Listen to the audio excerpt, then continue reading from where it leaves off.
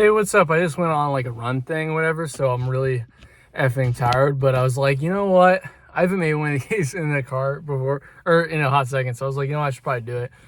And I was trying to think of ideas because I have videos. I was like, oh, I probably want to do this, but I'm like, I want to just, I don't know. I was like, I'll say that one. So I'm thinking about this whole idea about failure and how, like, failure, because ultimately when you fail, it only kind of helps you.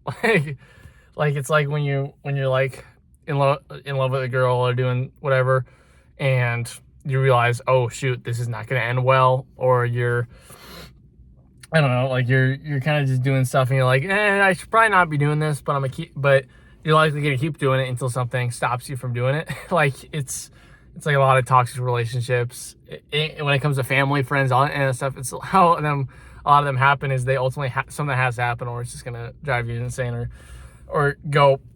So that's why I think failure is almost, to me, like what I've seen is it's almost like it's like a road close or something like that, or it's like a thing to where it's like the road you're driving on, the thing that you think you're supposed to do is not actually like a thing for you, like, or maybe not, maybe it is in the future, but not right now. Like it's just not the time. Dude, I really shouldn't be talking after running like that, but it's not meant to be. It's not, and that's not a sad thing or whatever. It's just not like, it's not gonna ultimately help you is usually what happens. Because I think that life only gives you what you need. It doesn't give you what you want. And usually this distinction is why we call all these things failures, all this stuff, because we sound like the thing from Toy Story, but because we plan out and we try to like do all this stuff of all the stuff we want, and then when it doesn't go our way, we call it a failure, mess up, or lose hope, or any of that stuff. When ultimately, let's be honest here, we really don't. I really have no idea what's going on with my life and all this stuff. So how it's kind of almost like prideful of me to assume that what I think is the best thing. It's like I've been wrong a billion times on a billion different things. If life went the way I wanted to, I would be struggling heavy. I'm already kind of struggling, but I would be in a very rough spot. So I see it as failure as like a really good thing. And I've probably made videos about this, but the whole idea popped in my head of failure being addicting. And I know it sounds crazy. Failure really does suck in the moment. Failure, messing up, or falling short, or something not working out, this and that.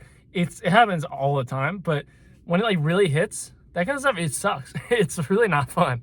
It is like if there's a meter of like fun and not fun, it's right over here in the not fun area.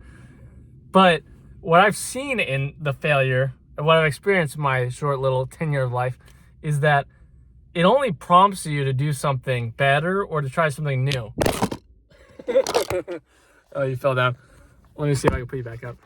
It's like a redirection. That's why I say like a road closed. Like you literally cannot go through, because it's like you fail, you messed up, it's not working out. So you have to try something new, go in a new lane, take a new exit. I don't know what the hyperbole or example I'm gonna use. I just like using examples for stuff. But it does that. And maybe when you're in the moment, or maybe even months, I don't know how, I'll just have to, where should I say you? Should I say you over here? But like, maybe in the time, let's see, I can't do that one. We'll just try this again and we'll see. But maybe in the moment, or maybe in the weeks or months after it, you still think it's a failure. You still think, oh, why did this not work out? Mainly, I feel like that happens a lot in relationships, or if we go a little deeper, when you lose someone, it's easy to think like, oh, woe was me, why God, all this stuff. And trust me, loss sucks. It is probably the worst thing in the world is losing someone close to you. Like, I don't know how the only thing worse to me than losing someone close to you is losing multiple people close to you, which also sucks. I should not be talking, but it is so important to go through these processes of failing and all this stuff. We got a car coming in, because of the fact that it's just like, how do you grow? How do you change? How do you do anything different if you're not prompting yourself through failure to try new things? I shouldn't say prompting yourself. If you're not prompted, look at this behind me. If you're not prompted to do new things, how the heck are you gonna do them in the first place? Because usually if nothing happens or nothing goes away, we keep doing the same stuff over and over. It's when you hit that roadblock or hit that thing that you're like, whoa, wait, I don't know if I should keep doing this, or it's mainly like, and it comes in like the most whatever form of a reality check. Like that's the most common thing, is when you go through something that's big, and it might not be big, it may not be big to someone else, but it may be major to you, or like it may be major to someone else, but not major to you. Like it's varying levels to everyone. There's not like a specific one thing or two things that's like, there's a variety of it. But when you reach that point and you're like, wow, like how is this gonna, how am I gonna keep going? How am I gonna keep doing this? Or what do I gotta change? How am I gonna feel like I did once again or once before? How do I like, I don't know how else to describe it, but how do I like evolve to face and deal with what's happening?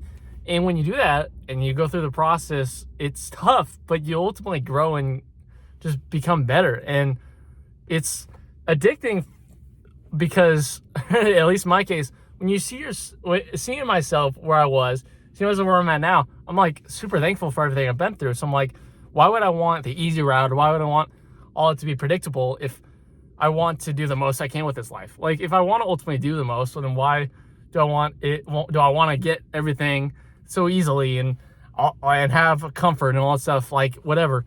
Like I know I feel like it's like my middle name. Honestly, you know what? First name, because my name is Ethan Fail King. That I fail relentlessly, and I fail in ways where other people would think it's a success, but it's still a failure. And I think the biggest failure I've seen, and I've probably talked about this, is in not feeling, in trying stuff, doing things, and not feeling anything from it. So even if I'm succeeding, or even if I'm doing something, if I'm not feeling anything, how am I? It's pretty much impossible for me to care.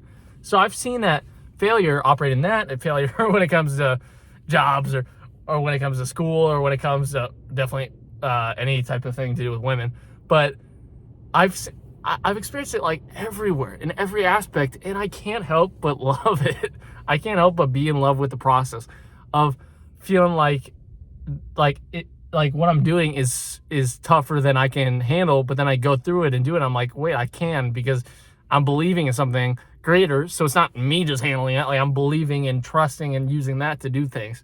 And I've done that. I've had that process of doing that thing and then failing and being broken back down. And it allows you to kind of keep building upon yourself, keep growing. So it's like, it's kind of fun.